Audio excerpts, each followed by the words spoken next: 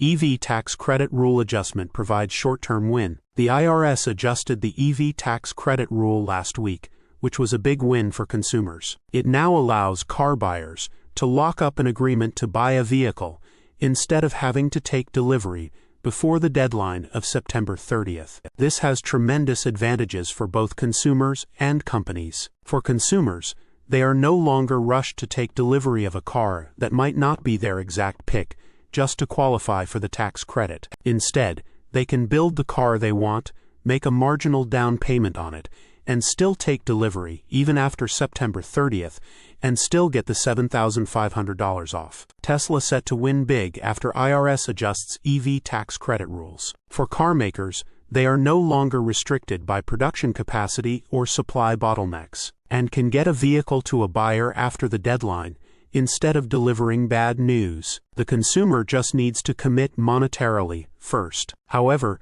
there are broader implications of the credit's new rules, which could be viewed as an extension, although, fundamentally, the credit could mask the true issue that many EV makers will face. Generally speaking, electric cars are still too expensive. Consumer behavior and market dynamics. Everyone is expecting EV makers' Q3 sales to be slightly higher than normal, as this is the final quarter when the $7,500 EV credit will be available. Buyers are rushing to take advantage of the credit before it expires. The urgency of car buyers to take advantage of the credit seems to be a positive in the short term. However, there are some indications that this could lead to a boom and bust cycle, and how EVs sell in subsequent quarters could be a very disappointing reality. If EVs were at a price point where they were more affordable and people did not need $7,500 off to buy one, we would not be seeing this influx of orders. The fundamental issue with the tax credit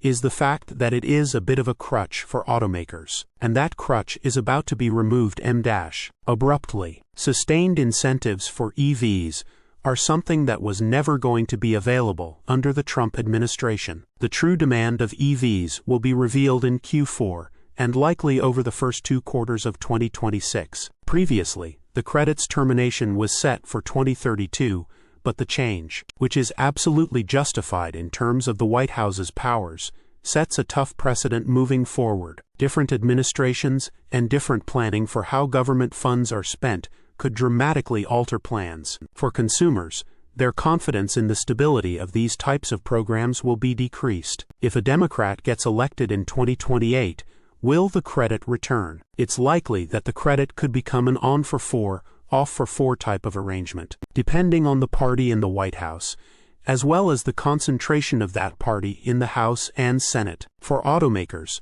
the long-term planning of their supply chains, including whether domestic manufacturing is prioritized, and how much capital to allocate toward EVs, becomes a significant question. If it needs volume to bring down EV prices, the absence of a credit will impact that drastically. Fewer people being able to afford EVs because of their premium prices could put companies in a very strange predicament. Their roadmaps for their future lineups will be impacted, and they may have to go back to the drawing board for future plans. Environmental and economic stakes. It is important to remember that the EV tax credit was not just a way to make cars more affordable. It was a tool to reduce emissions from passenger transportation. This is the largest source of greenhouse gases in the United States. Ending the credit risks slowing progress toward climate goals and ceding ground to global competitors, especially China, a global tech hub that has a large population willing to embrace new tech. Xiaomi's CEO congratulates Tesla on first FSD delivery. We have to continue learning.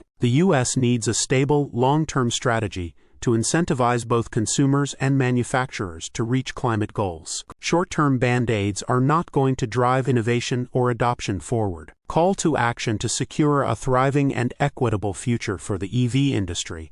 Congress could consider a variety of alternatives that benefit buyers who could use assistance. A tiered incentive program that prioritizes affordability and American innovation would benefit buyers who prefer an EV while making them accessible to lower and middle-income families and buyers. Higher credits for EVs priced under $40,000 to reach these income levels would be ideal. Additionally, Bonuses for vehicles and batteries that are domestically sourced would also encourage car companies to bring manufacturing to the United States, while also helping car buyers lean toward vehicles built here. The rush to secure credits by consumers proves that incentives work. The United States should be working toward a long-lasting framework that makes EVs accessible to all, while giving the country a competitive edge to compete against powerhouses like China. Source: reposted and summarized from Joey Klender at teslarati.